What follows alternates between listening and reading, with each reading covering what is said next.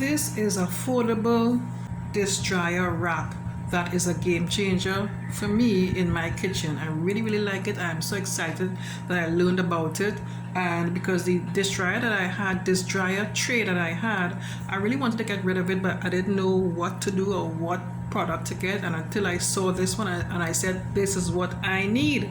This is what I need. Let me show you how it works. It may look like something weird. It's a rack, as I said. It's foldable. So basically it works like if you have like a sink that has two sides, you open this out on, for me it's on my left side because I mostly use the right side of my sink, the right sink, and I will open this out on the left side, open it out like this, simple like that. And when I wash my wares, I'll just place them on this rack. I'll place my wet dishes and forks and everything on this, and of course that will be over the sink, and the dishes will dry, and that's it. It's that simple. And when the dishes are dry, I put them away, and I'll just basically fold this back up, simple like that. And I think this part is made of a sort of a silicone, nice material.